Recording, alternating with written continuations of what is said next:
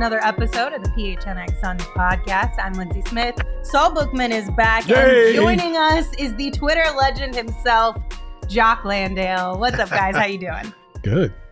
How about you, Jock? Going well. Did you have a fun night? Maxing and relaxing. What'd you say? I said, did you have a fun night? Yeah, it was good.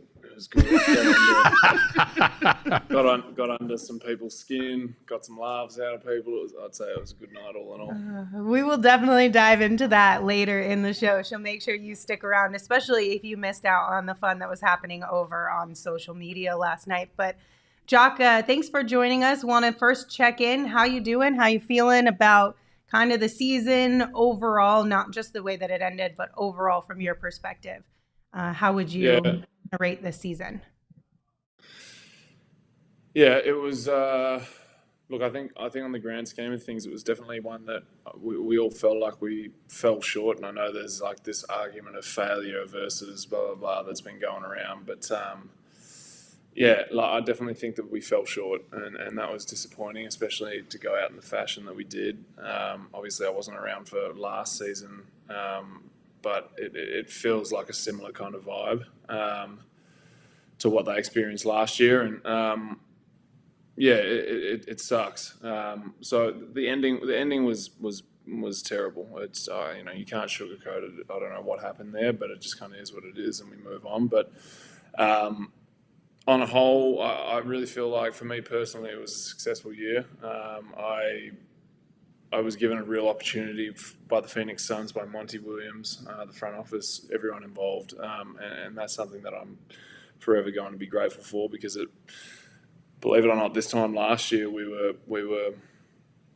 think we were parked up in Australia talking about whether or not it was even worthwhile going back to America. We just weren't even sure if I was going to get a second chance, and I was never really given a real shot at the Spurs, I don't think. I might have had 15, 20 games, but that was halfway through a season when you just haven't played in X amount of, months, whatever. So I got a real opportunity with the Suns, and that's something that I'm forever grateful for. And, for me personally to end in that fashion against the Nuggets, going up against a two-time MVP, I really felt as though, I did myself a lot of favors, and always feel like, especially when you get some significant time off, you always pick it apart and feel like you could have done more, but I'm trying not to do that too much. So yeah, it's a bit of a mixed bag. Like, I always think about it in terms of winning, and that's hard for me to kind of look past, but I do have to step back in this regard and look at the grand scheme of things and say, right, like I've definitely done myself some favors here. So it's a bit, up and down, but that's kind of what I got on it. You went from Pop to Monty. And obviously Monty's gone now, but what I know you learned, despite the fact that you might not have played as much as you wanted to in San Antonio, I'm sure you learned some things from Pop that help you be prepared for the next step, which is with Monty. What did you learn from Monty this year that are your biggest takeaways? I think that the biggest takeaway for me was just the confidence piece. And this came from not only Monty. One of the guys who was really in my ear about it a lot was James Jones, and it was kind of like staying ready at all times. And people use, I'm not in a rhythm because I haven't played as an excuse, and it really is that. Like, as basketball players, we're always in a rhythm. We're always, like, we've put in so many reps, we've played so many hours on court, all of that stuff. I think that was my biggest takeaway, was that I am always ready, and like regardless of the situation, I can step on the court having not played in X amount of weeks and go out there and perform. So that was one of my bigger takeaways this year, was just kind of the confidence in my abilities to step out on the court and perform at any given time. Now, there were still frustrations around not playing at times, just like any other player would have. But I think for the most part, it was like that was a big lesson for me this year. And, sorry, guys, I'm just going to let my dog out whilst we're in this call. She's about to start barking otherwise. But I think that was definitely the biggest takeaway for me from Monty. And then, look, I've got to give the Suns a lot of credit for having faith in me defensively, because I learnt a lot about myself, and again was the confidence piece. But like some of the numbers that I produced on the defensive end were mind blowing and were brought to my attention a lot throughout the year. That like I can really hold my own at the NBA level defensively. So it was just kind of the confidence in my game grew as the year went on, and I really felt that come to fruition in the end of the season with a couple of big performances, and then again in the playoffs. So yeah. You know, it was funny is watching you throughout the season. Obviously, a lot of us didn't know what you were all about. I think, like I told you before, the last time I saw you play was against U of A out in Salt Lake City, and I didn't see the post dominance that you showed at times this season. You know, and the thing that I take away the most is I really felt like you gained a lot of trust from your teammates and being able to hold your position and seal off. And know that if they threw the ball into you, and this is not a knock to anybody else, so calm the hell down, chat. But they just knew that if they threw the ball down to you, you were going to seal position and be able to get a bucket when they needed it down low in the post. Did you feel the change in your teammates as the season went on? That trust did actually occur? Yeah, I think that I set that tone pretty much from day one of training camp. I had a running joke with Mikal that he couldn't defend me in the post because like it was just something that from day one of training camp I came in and I was deep sealing these guys and doing that body positioning stuff really, really well, and it was something that Chris Paul picked up on like very early, and we just kind of ran with it through the whole year. So the coaches kind of grew with those confidence levels in me. Their confidence levels in me grew just seeing that kind of from day one of training camp. And look, like training camp for me was like I was playing on another level. Like it was some of the best basketball I ever played, and it was, I think, one of the obvious things that suffered a little bit this year was my 3-point shooting. I've been a 36 to 40% 3-point shooter for the past 4 years of my career, and this year it was down at 25 for whatever reason. Now, I think part of that was the slow start I got off to at 11%, and I just couldn't recover from that. Like, I think if you go back and look through the months, I had like 3 or 4 40% months, but it was just the slow start just killed it. So, and then it was kind of like, we got KD and we had Book playing at a high level, and it was like, we don't need another guy who's going to score. And I was completely content with just kind of morphing myself into that deep seal, post-production, short roll, and then crash the glass kind of guy. And I was just like every day working on my threes, and they were going at a high clip, and it was like, well, I don't need to use them, because we were just running our offense at such a high clip for so long, and it just kind of morphed itself into what it was, and that's what was being asked of me. So I was totally fine with that. But the post-production thing was something that kind of I struck gold with from day one, and yeah, I think you're right. Like the confidence level grew in me as, especially, from early on in the regular season of just kind of having some big games against the Warriors and stuff, and hurting those mismatches. That confidence just continues to grow through the year. Obviously, Jock, there's a lot to be done this off season with the Suns, yourself included in that. Everyone in the chat is already screaming that you cannot leave, that you have to stay. You better be back. If you don't, we're going to start a GoFundMe, all the things. So kind of give us a little bit of insight into how you're feeling about all of that, and maybe, you don't have to spill the tea, but have you started having conversations, anything of that sort? Well, like plain and simple, we're just not allowed to have conversations.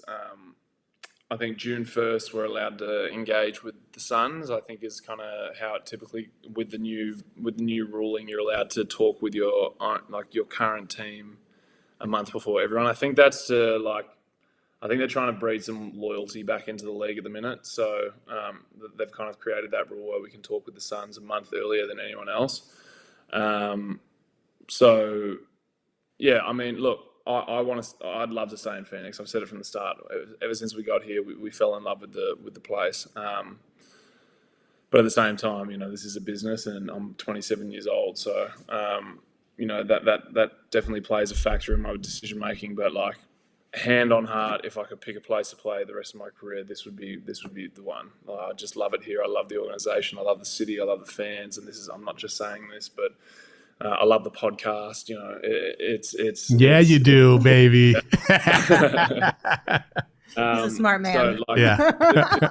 this really is, you know, become home for us. We bought a house here. We plan on living, you know, here in the off seasons for a while. And, but you know, Matt obviously has, some ideas of his own on what he wants to do this off season, and it's just whether or not I fit into that. So look, we'll see. If I get the opportunity to play here, I'd love to. But you know, we can't always get what we want. So it just kind of is what it is.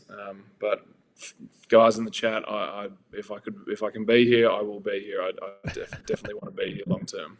That's awesome. Hey, you know, one of the things that helps progression is sometimes looking at other players and how they perform. And obviously, there's a certain guy right now that is absolutely torching everybody and their mother in the league, Jokic. Yep. I think every player sometimes when they come across somebody, like even Kobe said that there was one aha moment when he went up against Jordan, and he was just like, damn, there's like a whole nother level to try and get to. When you played against Jokic, what was that one move or shot that he made that you were like, Jesus, what the? Man, there was two that really rang a bell. So they ran this play called C, which is like they throw it to him at the top, and it's kind of like a shuffle cut. They shuffle cut him into the post, and so I like battled through this screen, fronted him, like I went all the way around the baseline of the screen, got in front of him, and had him out at the 3-point line, and then they kind of ripped him off a screen along the baseline as well. So I chased him all the way to the other side of the court.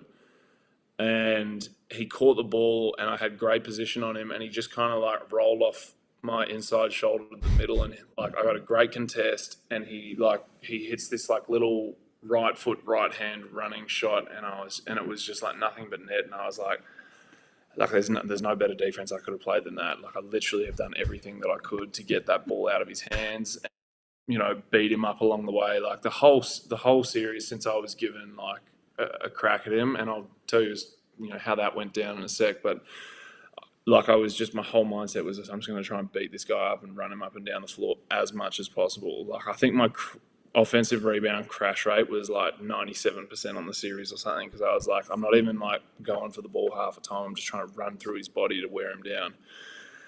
So it was definitely one of those ones. There was also that pass. I think it made it to the NBA account where the skip pass in the corner, caught the ball at the top of the key, and they were running C again. That's what it was. So I'm kind of like got my hand on his chest, and I'm like looking over my left shoulder to see where the screen's coming from. And as I look back, I just kind of see his arm brush past the top of my head, and I turn around, and like Cardwell Pope's shooting a pull up two in the corner, and I was just like, how the hell did he get the ball there? Like it just doesn't make any sense. So look, there was a lot of plays. I'm not going to lie, but yeah, it's like this is where, and I know you guys want to talk about this, but I'm just going to roll straight into it.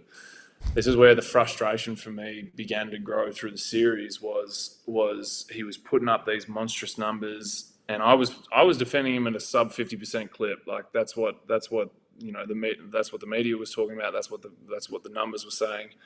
So I was holding him to below his 50%. But everyone was like, well, of course he's going to do it to this bum Jock Landale. Like, who the hell is this guy? Blah, blah, blah. And I was just like, you guys crazy? Like, do you not see, like, the numbers, and do you not see, you know, how hard I'm making him work? And so then all the Lakers fans jumped on board, and they were like, well, you know, he's not going to have these problems. Like, we're not going to have this problem when he comes to play the Lakers because, you know, AD is 10 times the player than Jock. And look, in some regards, he probably is. But I made that dude work, and I'll stand on that. And, you know, you just can't stop him. And that's the biggest thing that I realized was like, I'm not going to stop this guy, and nobody else can. I don't care what they say.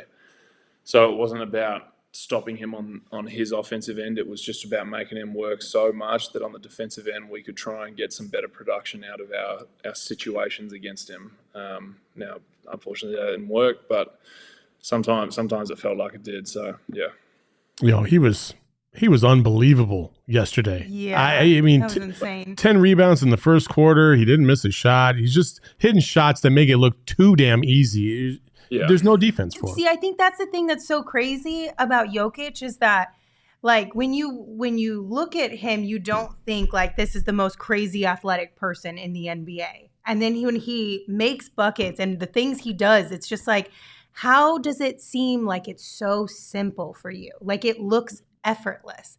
And I think that's the crazy part about watching Jokic play sometimes. I'm just like we do it with Devin too, right? And I'm sure if we watch Jokic on a regular basis, it would feel the same way as sometimes when we watch Devin knock down some of these crazy shots. But it's just like, man, how are you pulling this off? Though. It's like every shot, like Book goes into realms where he's the best player in the world. But it feels like Yoke just never slips from like that. Like he's just always right there. And some guys will come above him sometimes, but then they definitely drop back below him. He just always feels like he's right there. Yeah. And he never has a bad night. And it's like, I mean, one of the funny instances was after game 3 where I beat him up, had a good game, running up and down the court, and everyone's like, this dude Jock just beat Yoke. And I was like, are these fucking guys crazy? Like he had like 29, 17, and 14 talking about I just beat him. I was like, you guys are nuts. So I was like, thanks. Now you've just probably pissed him off and he's going to come in and like bust my ass the next night. And he did. But yeah, it was like, I always knew that that's what it was going to be. And I had the luxury of getting to sit back and watch games 1 and 2 kind of evolve and kind of pick that apart from sitting courtside. And I knew that I was going to get an opportunity in that series. I just had a feeling. So this leads me to the story where, game 1, I don't play outside of like the scrub minutes at the end. And then game 2, they give me a little bit of a burn because I think that they saw in game 1 that I just had a bit more like energy and motor than the other 2. So game 2, I go in there, I'm cracking, I'm cracking these guys on all the offensive rebounds. I'm going super hard and blah blah blah. But they were refusing to play me against Yoke. So I went to them after game 2 and I was like, guys, like I'm not saying that I've cracked the Jokic puzzle, but I think I'm onto something with this. All I need is like 3 minutes in the next game. Give me 3 minutes, see what you think, and then you can make a game time decision on whether or not you'll play me against Yoke or you'll just play me against the small ball lineup. Anyways, it worked in our favour game 3, and I earned the coach's trust going forward. So, yeah, that was a pretty cool moment. It was crazy. It's crazy. That whole series is pretty crazy. When somebody shoots the way he did in game 1, and you're like, man, he has not been good in this first quarter, but it didn't matter because every possession down that court, even if he would miss 8 shots at the rim, he still got his own rebound. It just the thing about Jokic is that he doesn't look athletic. He is just like, I'm just He's going quick. Through, and it's just it'll catch you off guard. And that's the thing that we talk about is like vertically, like just. Like plain and simple, he's just not like as good an athlete as some of the other guys. But his ability to just pick angles and get to those angles quickly along the ground and like kind of using his upper body to roll off people is just like second to none. And this is where I know that Luka and Jokic are kind of two not so much like guys for Phoenix Suns right now, but. Like this is where those European guys are really special in how they can attack those angles. Like Luka, again, not the most athletic guy, not vertically gifted, but like can just hit angles like nobody else. And I think that's where Jokic was really tough to guard. Is you take him out of getting to the middle, and he's so fast at spinning baseline. Like I've never played against a guy who can get to that baseline like little spin as quick as him, and I think that he just has this natural talent for being able to read body position like nobody else, and it's something that is a bit of a gift, but you can also work on it. But I just feel like he's just like split second decision making. Like I saw him make this play out of the post yesterday where he dribbled middle, spun baseline, and just kind of like hook passed it around the guy's hand but back to the middle, And I was just like, dude, like this is, how do you see that over 2 sets of hands when you're getting double? Like I just don't get it. So, yeah, it's just a hell of a matchup, but a really enjoyable one to go up against as well. Given that I played in his country, like I know a lot of his friends. Playing in Serbia, I really vibed with the Serbian culture and lifestyle, and that was fun to me. I played this little game in my head where I was back in Serbia and playing with the confidence that I was playing with back there, and he kind of helped me get to where I was at mentally and play as hard as I did. All right, we're going to take a quick break, read you guys some ads, and then we'll bring Jock back to talk a little bit more Suns basketball and the future. Listen, we talked about the Nuggets and Jokic. Unfortunately, you cannot bet on the Suns anymore over at BetMGM, but you can bet on them if you'd like to. I won a couple bets on that game last night using the BetMGM app, and that made me really happy. And right now, it is Wednesday. And right now with BetMGM, every Wednesday and Saturday, you can claim your bonus bet on the house. All you have to do is log in, and you'll automatically receive a bonus bet upon logging in. It's that simple. The bets do expire after 72 hours, so don't wait to use them. Also, bonus bets can only be used on any sport wagers. If you haven't signed up for BetMGM yet, make sure you do that and use bonus code PHNX. There are a few different offers depending on where you live. But for our Arizona audience, you'll get up to $100 in bonus bets on your first wager with BetMGM.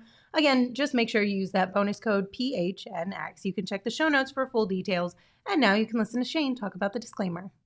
Disclaimer, 21 plus to wager. Visit BetMGM.com for terms and conditions. U.S. promotional offers not available in Washington, D.C., Mississippi, Nevada, New York, and Ontario. Gambling problem? Call 1-800-GAMBLER. Colorado, D.C., Illinois, Indiana, Louisiana, Maryland, Mississippi, New Jersey, Ohio, Pennsylvania, Tennessee, Virginia, West Virginia, Wyoming. Call 877-8-HOPE-NY or text HOPE-NY 467-369, New York. Call 1-800-NEXT-STEP, Arizona. 1-800-522-4700, Kansas, Nevada. 1-800-327-5050, Massachusetts. 1-800-BETS-OFF, Iowa. 1-800-270-7117 for confidential help, Michigan.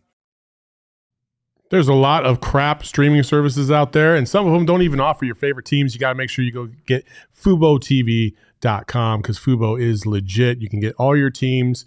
You can watch the Diamondbacks, the Suns, the Coyotes are still here. They're not leaving. They're not leaving. They're not leaving. And the Cardinals, you name it. You can watch all your favorite teams on Fubo TV. All you have to do is download the app, sign up, and you can save 15% if you just use the link in the description below to sign up on your first month of Fubo Pro. Again, 140 channels. The wifey loves. So you can set up your own profiles on this stuff. Yep. The wifey has like her HGTV and all the animal stuff that she loves to mess with. My stuff is all stupid ass shit. It's just nothing but sports. So it's cool. It's dope. Make sure you check it out. Yeah, and also make sure you check out our friends over at Illegal Pete's. They've got a full menu of bowls, tacos, salads, burritos, nachos, and more. They also have a full bar with custom cocktails, beer, and the strongest margaritas in the Valley. They have happy hour from 3 to 6 p.m. every single day. So make sure you stop in at either their Tucson or Tempe locations for a beer bucket for you and the whole crew. You get 5 pints for $15. You can soak up the sun with a loaded burrito and a crisp beer out on the patio. Legal Pete's is your go-to spot for burritos, buddies, and beer. All right, let's bring Jock back in. Maybe we can get Jock. Maybe we can get out to Illegal Pete's one of these days. That'd be pretty dope. Maybe. What's that? I said maybe we can get you out to Illegal Pete's one of these days, or Four Peaks. You come out to Four Peaks. Have you been to Four Peaks yet? I've heard good things about Four Peaks. Oh, Four Peaks. I've had a Four Peaks. I've had a Four Peaks beer this year. I forgot where though. Well, they're all over the Valley. You can pick them up at grocery stores too. If you want a lot of Four Peaks beer, you just holler at your boy. I got you. Yeah, we'll take care of you. Also, while we're talking about Four Peaks beer, let me just tell you real quick. We'll just sneak this one in here. Check out at Four Peaks Brew or at Four Peaks Pub to keep up with the latest at Arizona's hometown brewery. You must be 21 years or older to drink Four Peaks, and please drink responsibly. And that's how you pawn off an ad read to Lindsay. You did do that. That one was yours, wasn't it? Thank you. All right, Jock. Listen, I don't want to bring the mood down too much, but we kind of have to talk about the elephant in the room just a little bit. I want to get your thoughts on it anyway. Obviously, the news over the weekend was that Monty Williams was released from his head coaching position with the Suns. Where were you when you heard the news, and what was your initial reaction like? I believe I was crashing a wedding in San Diego, actually.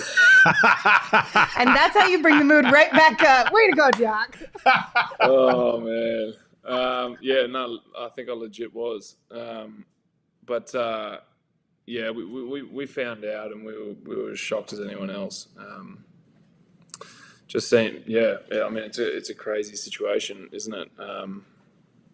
I reached out to him since then, and sounds like he's doing all right back in San Antonio, and he's around his family and whatnot. So I'm happy for him that he's kind of there and in his own space and got out before the madness started. But it was, yeah, I think that it was probably a little bit like I didn't see it coming, to be honest with you. I think, and you know, I feel like there's such a quick trigger on firing these coaches at the minute. I don't know what it is, but it's like all these numbers keep coming out about these last 4 championship coaches are all out of a job at the minute and blah, blah, blah. And it's just like, I mean, not that I have like any like idea on how to run an organization, but from where Phoenix was to where it is now, it's, I feel like he did a really good job. So, yeah, I'm got to be careful here because, you know. I feel you. You did talk earlier in the show. Saul did ask you, you know, like what you kind of took from Monty. You talked about him and James Jones and that confidence they kind of instilled in you. Obviously, you've had 2 top-notch coaches throughout your time in the NBA. When you look at coaches now, just not necessarily to judge them or anything of that sort, but no, man, who's going to be the next coach? Knowing that you came from Pop and then you've had Monty, 2 really solid coaches within the NBA space. Like, what is important in a head coach for an NBA player like yourself? Yeah, I think that managing people and managing egos is huge in the NBA environment. I've come from arguably two better coaches from Europe in terms of X's and O's, but you know, they were intense people, and they were able to really coach you hard, and you just can't do that here in the NBA. So I think it's really important to kind of manage people and have that ability to do so whilst being able to still get through to them with the X's and O's factor. And that must be just a headache to kind of juggle. I definitely couldn't do it. I'd just be like a madman yelling at people, do this, do that. But I think that Monty had a really special way with kind of achieving that. And I think that like him with his and DA's relationship being where it was when I first came in, and obviously everyone knew about how that all went down, to get back to where they were, which was like a place of mutual respect, I think was really, really impressive for Mont to be able to do that. So, I mean, he has a way with people, and I thought that he did a really good job of managing us as a group, and it was a tough situation down the stretch. I mean, you know, with that, as soon as that trade kind of happened, it was just like, it was like we were trying to put together a championship team on the fly with no training camp. So tough situation. He did a good job of managing people, and I think that that's what I really look for in a head coach in the NBA now. So you know, wish him nothing but the best in whatever's next.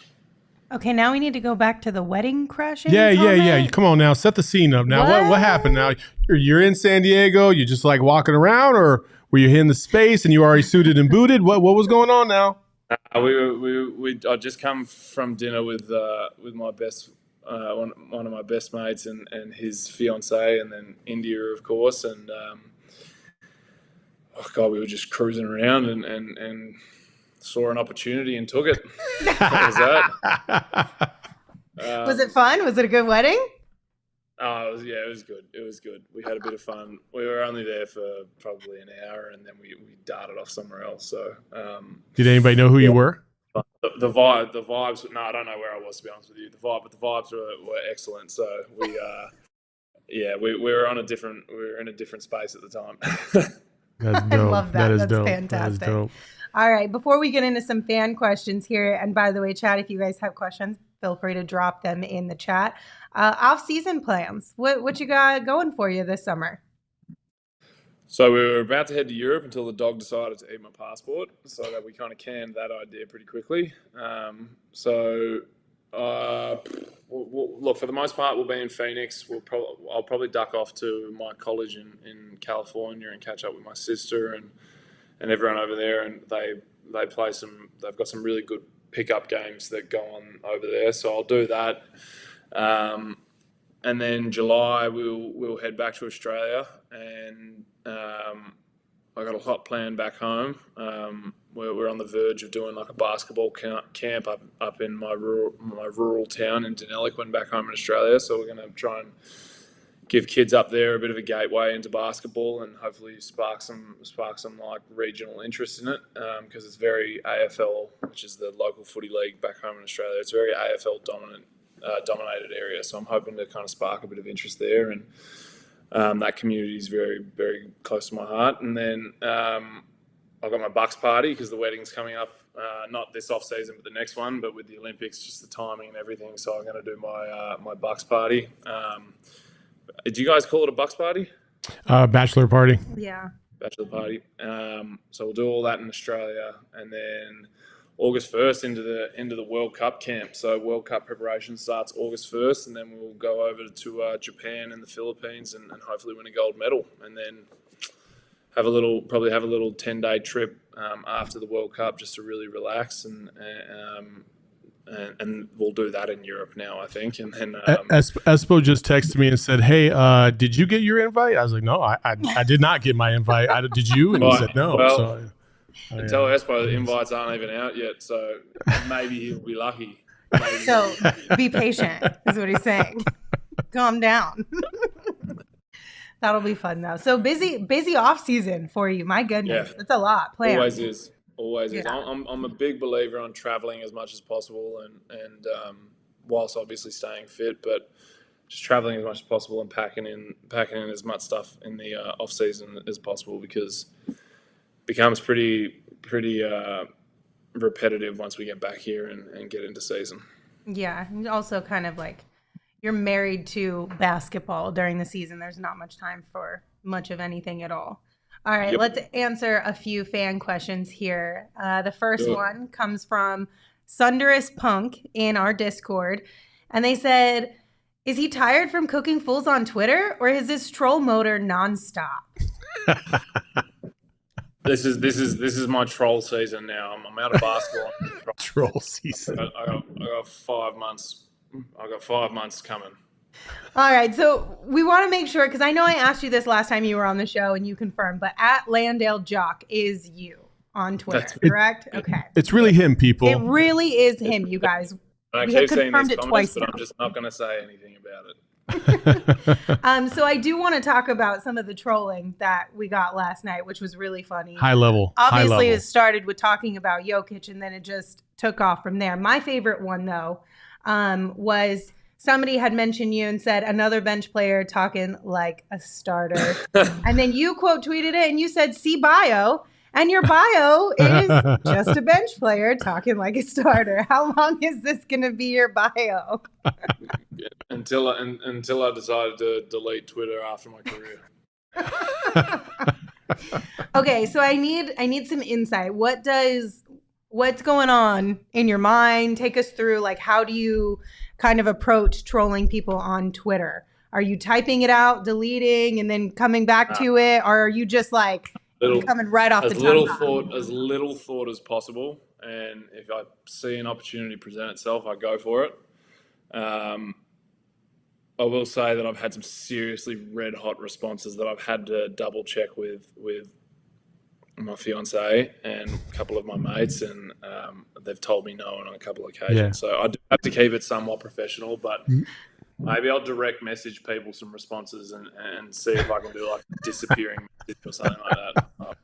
But I've got a lot of good ones. If I could really let my Australian personality shine through, I would, but I might lose some fans rather. Steve, that's the Jock I want to know. Definitely, that's the Jock I want. I want to know what happens when you're just kicking in Australia. You had a few. Like, I want to know that Jock. Well, how about this? Once I sign my next contract, then I'll have some fun. But until then, I'm not trying to give anyone an excuse to be like, this guy's a fucking crazy. That is completely Hey, Twitter fair. ain't going to fuck up your paper. I know that for sure. Also, I get your point, though, because... Crazier things have happened, mate. It's true. It's true. I get your point, though, because I feel like a lot of times here in America, people don't understand, like, your Australian humor. Like, when you popped off at Espo early on in the season, everybody legitimately thought you were mad at Espo. To the point where it was just like, hold on, did we just make an enemy with Jock? What did we do here? And you're like, no, that's just I enjoyed it. I don't know what everybody was crying about. I enjoyed it, but everyone was mad about it. It's very rare that I'd get angry at something along those lines. And if I did get angry at something that someone said, I wouldn't like respond. I'd just be like, all right, well, this guy's a dickhead, and just leave it alone. Right. Yeah. Just no clapbacks there. All right. So you're basically, what you're telling us is we just got to keep an eye out on your Twitter if we want to see some fun trolling action. I'm here for it. Like last night, that was probably the highlight of the night. While it was a good game to watch, you trolling people on Twitter was much more entertaining. Well, and also, like, we don't really get too much of that from Suns players. Everybody else is pretty reserved. They kind of... KD's the only one KD will go at people every now and then for sure, but, like, Book's pretty low-key. He's going at, like... he's going on like other celebrities and stuff, right? Like, I haven't heard much of his. Yeah, I'm nobody's safe. That's what. Everybody can catch a stray. Let's go. Yeah. Okay, our next one from Frank White. They said, "Are you planning on working out with Mikal this off season? Any plans to link up with Kale?" We were just talking then. I said, "What did I say? Let me pull this up." I was just messaging him then. He said, I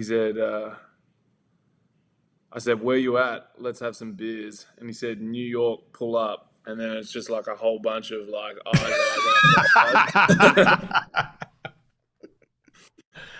yeah. No, I want to go see Kale. I'd love to go out to New York and catch up with Kale, but we'll have to see if the plans allow it. I think we do want to stop through New York at some point though, for India to do some wedding dress shopping, which is exciting. And then I'm playing golf with Cam Johnson tomorrow morning and Damian Lee, so catching up with a few of the boys, which is good. Nice. That'll be super fun. Do you have a good strong golf game or what? Depends on the day. I can get going. I can get going, but it does depend on the day. And I haven't played since before the season, I don't think. So, yeah. Just saying, we got a golf tournament next week. You're more than welcome to join us. We all got a golf tournament. Let me see how this thing goes tomorrow morning. Mind you, I'm also being dragged out of bed at fucking 5:30 in the morning. So, yeah, we'll see. That's how I feel. Like, I'm sorry, I don't want to wake up at 5:30 in the morning to go outside. If you wait till 8, it's like 1,000 degrees. So you got to get out there early. All. If those are my two options, the answer is no. But Lindsay, I want to golf. You're going to go to the golf tournament. I just don't want to get up at 5:30. All right. The next one is from Colin DeWitt. They said, "Who is Jock's favorite coaching staff member that deserves a shout out?" I'm assuming outside of Monty Williams here. Mark Bryant. Mark Bryant's my guy. I've been meaning to somehow do a shout out for him and Michael Ruffin. They handled my personality and our situation very well this year. So those guys kept it fresh and kept it enjoyable, and I definitely learnt a lot from them. MB is just, he's one of the best. I don't want to toot his horn too hard here because I do like giving him a hard time as well. But yeah, MB is one of the best coaches I've had the pleasure of dealing with this year and throughout my career. And him and Ruff they imparted a lot of knowledge on me from their playing days, and I feel 10 times wiser having dealt with them this year. So I'm hoping that I get to deal with them for a long time. But yeah, those two are ripping blokes and helped me a lot throughout the year, and definitely deserve their props for what they do within the organization. I had a great relationship with Mark Bryant as well. He's just a phenomenal human being. But from a player's perspective, I don't think I've ever heard of any player who's worked with him that has said anything negative. I'm talking even behind the scenes. Like, he is so loved and so likable that it's just like, Legend. Yeah, of course. Legend. Okay. Adam Cooper said, other than yourself, who is your favorite Australian celebrity? Oh, Chris Hemsworth, just because our physiques are very, very similar. It's weird to laugh at an NBA player in that way.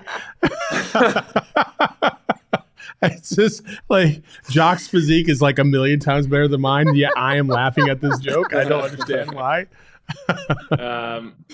Chris Hemsworth is probably right up there, and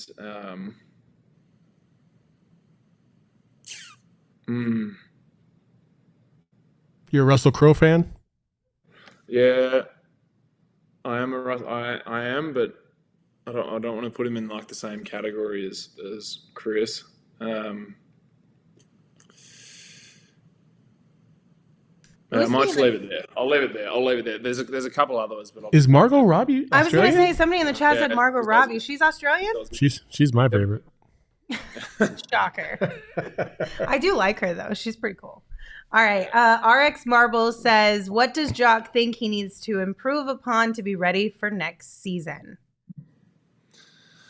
I think I need to get back to shooting the ball like I was. I think that's definitely super important, and then just continuing to like maintain and improve my body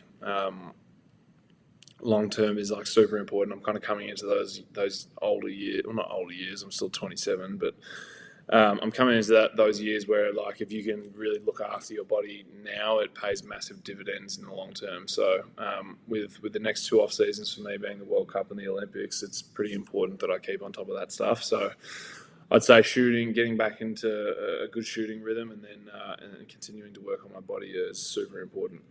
Are you going to turn to becoming a vegan? Is that something you've even considered now being around Chris Paul? I said, hell no. Hell no. Hell no. I want to say something, but it sounds crazy when you say it in this day and age. So, but yeah, I enjoy my chicken steak and lamb way too much. So I definitely will not be turning away from that. That's fair. It's not easy. I'll give you that. It's not easy. Have you tried? I was vegan for like 2.5, or no, vegetarian. Sorry. I was vegetarian for like 2.5 years. I was going to say, and it was really hard. As much shit as you were giving me about cheese, I was like, there's no way you gave her that. Not anymore. I couldn't be a vegan. That would be so hard. But it's also stuff like coffee. Like, yeah. I don't want to drink fucking oat milk or almond milk with my coffees. I just want cow's milk. It's delicious. I mean, oat milk is pretty good with coffee. I'm not going to lie. Yeah, I was on a little bit of like a trend with it for a while, and the missus loves it. But like, you go back to that cow's milk, and it just changes your life. So. Yeah. Okay, RX Marbles also wanted to know if you've read any good books lately. Nope. I mean, I can imagine lately that'd be kind of hard. I find book reading just tedious as hell. What about audio? I actually do enjoy it. I used to love reading a book, but I haven't done it in a very long time. But I actually was saying the other day I wanted to get back into it this year. But I haven't read anything lately. All right, report back after you read something worthwhile talking about. Actually, Don's Bread said, what is it going to take to remain a 69 on 2K? This one also came from your Twitter shenanigans last night. Just have a physique like Chris Hemsworth. You have to make some phone calls to Ronnie and be like, yo, you cannot change this rating. And you say this forever now. Well, that's why I actually don't game, so I don't even know what my rating is. But I was told at one point it was 69, and I was like, right, like if it ever changes off that and I catch wind of it, I'm gonna tweet or message him and say, hey, move it back. I don't want to move anywhere. Just leave it right there. Yeah. Right there. Even if I go up to like all of a sudden next year I break out and become the next Larry Markkinen or something like that, I'll be like, no mate, leave me where I am. I'm good. Okay, we got one from Marco. They said, what's the name of the Suns only players group chat? So do you guys have a group chat, and do you have a name for it? Because we have a group chat and we have a name for it. So what is the name of yours? Players only. That's it. Players only. Yeah, it's pretty boring, isn't it? Yeah. I'm not gonna lie, I was hoping for something a little bit more fun, but I get it. It makes the most sense. Players only. I have a family group chat, and my family group chat is called Sugar Man and Mega Sean, and then the rest of us, and that's what it's called. And it's called Sugar Man because my son is diabetic, and he thinks it's funny that people make fun of him for not able to eat sugar. It's just stupid as shit. But I find it hilarious, so I'm like, all right. I mean, at least he's the one that's making. Yeah, he laughs about it. He loves it. He thinks it's funny as hell. All right, we have a couple super chats, but first, a couple quick ads for you guys.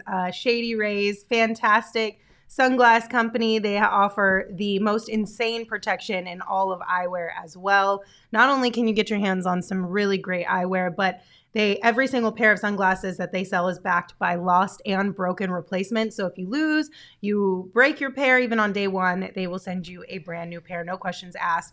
And they also have your back long after you purchase. If you don't love your Shady Rays, you can exchange them for a new pair or return them for free within 30 days. There's no risk when you shop. Their team, again, always has your back. And exclusively for our listeners, Shady Rays is giving out their best deal of the season. Go to shadyrays.com, use code PHNX for 50% off 2 or more pairs of polarized sunglasses. Try for yourself the shades rated 5 stars by over 250,000 people. The furniture in this whole studio is fantastic, and you should try and go get some at morefurniture.com. It is some of the most comfortable furniture you can sit on. Unfortunately, we are not sitting on more furniture right now, but in the other studio we have our whole studio decked out, as we've mentioned a million times. So as usual, go to morefurniture.com, get yourself hooked up, get your whole house hooked up, and save big on the best furniture in the Valley when you do so. And they got that white glove service. Mm-hmm. Snap. There you go. Definitely need that one. All right. What kind of super chats do we have here now? All right. You want to read that one? Let's go. All right. From Colin DeWitt. Jock, join our PHNX Sons Discord. Jock, I don't know if I've ever invited you to our Discord, but we have a Discord, and all our diehards. What's it's a members only chat. So all the people that subscribe to PHNX, they are on a Discord, and we've gotten several requests to ask you to join. Here's the thing, though, because we had a couple other comments in the chat too right after that, and we're like, no, we don't want to scare Jock away. He's gonna think we're crazy if we bring him into the Discord. No, you know what? The Discord is the most pure place you can possibly go for Suns fans. Well, just make it Twitter. I'll respond to you on Twitter. But be careful. That's the thing. Yeah. Twitter, the best part about Discords in general are that I feel like, at least ours, I guess I can't speak to all of them, it's less spicy than Twitter as far as outside people, right? Like you can get spicy with one another, but you're all like-minded in the sense that at least you root for the same team. True. So you don't have to worry about crazy fans. True. We got another one from Dave Cartier. Says, which one's your favorite jersey this year? Oh, good question. Probably the throwback or the black jersey. Mm-hmm. Yeah. Throwback is sick. I'm really excited to figure out what jerseys are coming next year because there's a rumor that there's a new El Valle one, which is the new City Edition one. And I think if they do that correctly, it's going to be super dope. So I'm really excited for that one. Doug sent a super chat and said, statement of the day, Lindsay, you're awesome. Did I say that? Did you say that? Where did that come from? I'm so confused. I think he's just saying. I think Doug is just making the statement. Statement of the day. Yeah. Oh, thanks, Doug. Appreciate you. I was like, I don't get it. What did I do? My bad. And then Big Vernon, thank you for your super chat. Today is not the day to have that conversation. They said, I think Ben Simmons want to join Phoenix next year. We will leave that for later. But thank you for your super chat, Big Vernon. We do appreciate you. Wow. All right. I think that'll do it for all of them, right? Yeah, that's it. Yeah. Jock, thank you so much for joining us. We appreciate you every time you come through. Appreciate you guys. Look forward to our next chat. Yes, for sure. absolutely. For sure. All right, Jock. We'll see you later. All right, guys. Appreciate it. Have a good And then we'll wrap up with this last super chat that just came in from Colin. Said, our Discord doesn't get infiltrated by Scrubs and Lakers fans. pure vibes. True. This Exactly. is very true. This is very true. I want to respond to a couple things. Is that cool? Oh, sure. Why not? All right. First of all, Jose. What's going on? Wait, what did Jose say? Jose's been coming at me because he says I have no emotion about Monty getting fired, and I have no emotion about Mikal and Cam. Okay, I agree with at least Mikal and Cam. Listen, I can compartmentalize.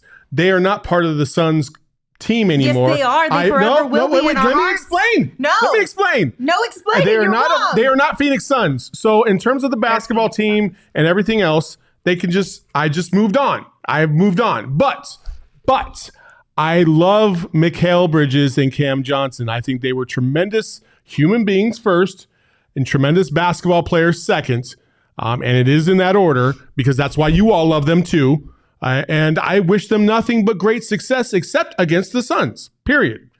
And that's how I deal with things. Listen, in my life, when I am faced with adversity, I compartmentalize. That's what I do. This is how I get through tragedy. This is how I get through life. Okay. So in that regard, yes. Number 2, Monty. Okay. Monty, same thing. Tremendous person. I think he came across and delivered things in a very thorough way. He had the respect of a lot of players. He had the respect of the NBA. He came in at a time where it was desperately needed. He did his job. He got us to a certain point. It's okay to realize that he got us to a certain point and that it didn't appear that he could exceed that peak that he gave us. It's okay to say that and acknowledge that. And hell, we could look back at this in a year or two and be like, wow, that was such a huge mistake. We should have never done that. But this is the world of the NBA and it's cruel and it's just how it is. And I'm not going to apologize for that because I'm not the one that's pulling the trigger on that. I didn't make the move. I agree with the move. I think it was the right move at the right time. I think Monty took us as far as he could possibly go.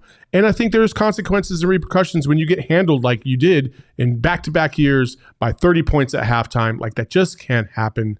Heads got to roll. That's just what happens in sports in general. So that's my thing. Monty's going to find a good opportunity out there. I'm probably going to guess in Milwaukee because that's where he is. I think he has a good relationship with Giannis, and I think that's where he would thrive. And he might even win a championship there. Good for him. It's all good. I don't wish him any ill will. I hope he continues to thrive because good people deserve to succeed. Agreed. Is that the only thing that you wanted to address from the comments? What were the other things? I don't know. You said, can I address a few things from the comments? And I then did. You just... Monty and Cam, and then Mikal and Cam and Monty. That was a couple things. Oh, and the fact that these guys are throwing me under the bus. Jose, what is your beef with Saul? Oh, he hates me. Saul, what is your beef with Jose? He absolutely hates me. Do you need a mediator? Can I help mend this relationship? What happened? And how can we move on from here? Listen, if I say, oh, Devin Booker missed a jump shot, Jose is coming for my throat in the chat because I besmirched Devin Booker. Get out of here. I think you guys need to be nice. I'm not the one coming after him. Both of you be nice to each other. Nah, it's good. And then Hello was coming after me. Hello's been coming after all of us forever. Well, Hello's just got a vendetta. Hello, because Jock had mentioned that he was getting married.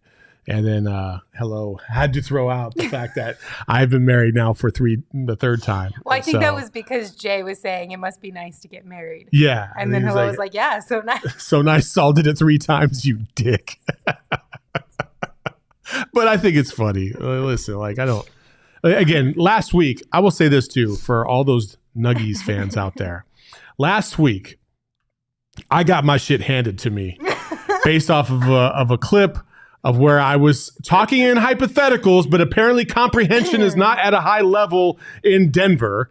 And I got roasted. And the one thing that I deserved was the fact that I said Jamal Murray was the head of the snake. Because at the time, I was thinking that if Jamal Murray doesn't exist, or if he got injured, or if he doesn't play very well, the Suns would sweep him. Because that's exactly what happened before. I was wrong. Jokic was so good, it did not matter to me, in my opinion, that Jamal Murray was really... He could have dropped 15 points a game, and that I think the Nuggets still would have won that series because Jokic was just that damn awesome. So it's all good. Can I throw a little bit of shade. My way? No. Oh, okay. Nuggets fans. Sure. I would have guessed that they would have moved on from us by now, being that they're in the Western Conference Finals, playing the Lakers now, like on to bigger and better things. Like they're still all up in the mentions, all up in the comments, and I'm like, you can have your time and like rub it in by all means, but like you're on to bigger and better things now. I think you should maybe focus on that. Man, I feel like they hate us. Oh, they hate. Like, they are definitely the ex that does not want to see you succeed. Like the Mavs like to troll a little bit, but I think the Nuggets hate us. Oh yes, 1,000,000%. Like it's crazy. Yeah, I don't know what it is, crazy, but man, they are like even today after the thing that kills me about Nugs fans right now. Do you want angry music for this? Yes. I'll wait for it. No. Oh, Jesus Christ, that's a little too aggressive there. The thing that kills me about Nuggets fans right now is that they are completely bitching and complaining about the fact that people are bringing up Rui Hachimura somewhat slowing down Jokic in the fourth quarter, and maybe that's the secret to success in the future, and not talking about Jokic. Meanwhile, they are up in our chat talking about the Suns, going after Devin Booker like 2 days after a tweet that he put out, getting upset about shit that has nothing to do with them anymore. Talk about your own goddamn team. It's not that hard. You're thriving. You're in the Western Conference Finals. What the fuck do you want from us? It's not that difficult. You have a great team. You should win the NBA Finals. You are the best team left out there. What in the fuck does it matter what anybody else says? It doesn't. It absolutely doesn't. Just enjoy the ride. Holy crap. Sheesh. That got way more aggressive. Let's turn that music off. It just like triggered something in Saul. It's like, I'm not here for it. It's like, but I agree. It's like instead of focusing on all like being spiteful and petty, which I know is fun at times, but like this is a fun moment for you and your fan base. Like live in that moment with each other and leave all that other stuff aside for a little bit of time, because like last night's game was fun. And it was, if I was a Nuggets fan, that would have been such a blast to watch. Obviously the Lakers got back in there a little bit, but overall, like watching Jokic do that, like fantastic. Like live in that. Yeah. I get it, because we've done the same thing at times when we talk about Devin Booker doing amazing things and him not getting love or credit for it. You know what I mean? Like we've been on that side of the coin in some situations, but I don't know. I'm like, it's one thing if you want to go after the Lakers because you're in the thick of that. You got to leave the Suns behind at this point in time and focus on the Lakers. If you win a championship at the end of that, then you can revisit and you can go back and you control every fan base that you took down along the way. By all means. It's just crazy. Like I had people coming, trying to tag DNVR and people at DNVR say, you guys need to fire this guy. Shut the fuck up. It don't matter. I'm not getting fired. I ain't going anywhere. I'm not going anywhere. And then they're like, oh, these guys, you can give a mic to anybody and they got a podcast. Guess what? You can too. Get your own podcast and talk your shit. It doesn't matter. Oh my God. Just move on.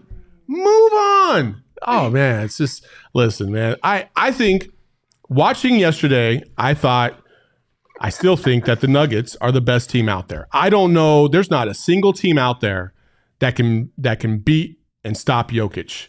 That's just how I feel. I feel like they are the favorites to win the title right now. And I think they have everything in favor of them to win a title.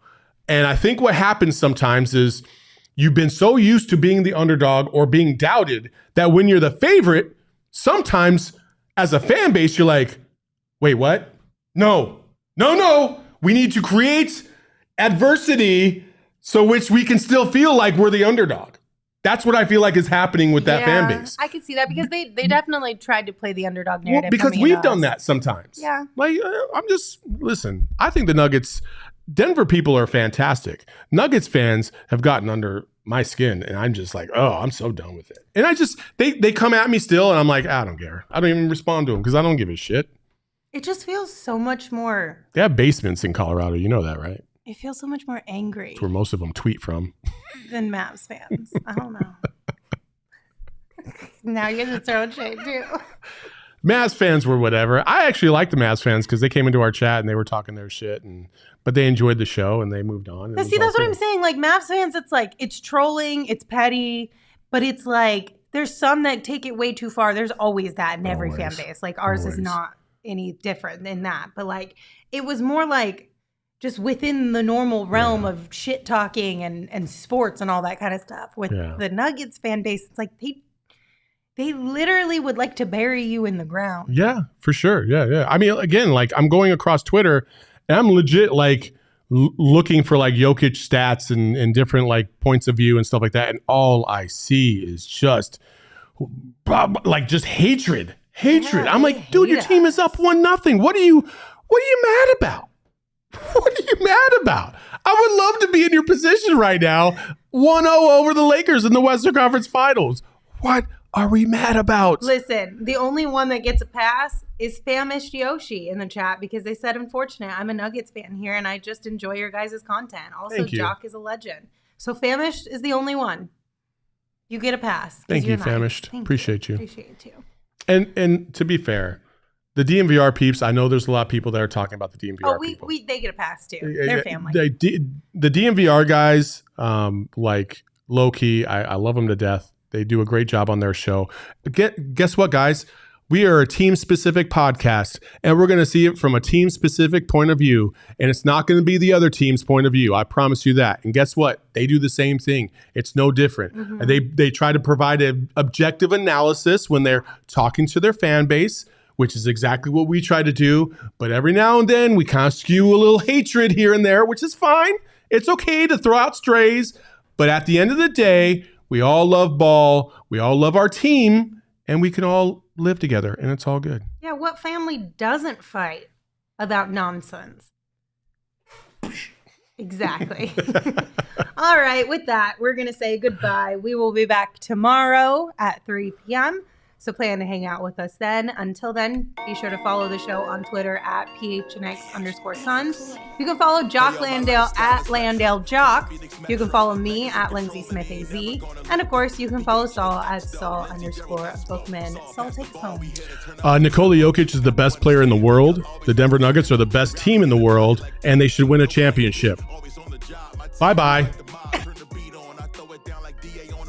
Best combo since KJ, Marley, and Charles. If you squad, just sitting on the chat, get involved. Rhymes say it's got flavor. Known to shine greater. Glide like Tom Chambers in Bulls versus Lakers. Off that pick, I'm Devin Booker. Bringing the hot.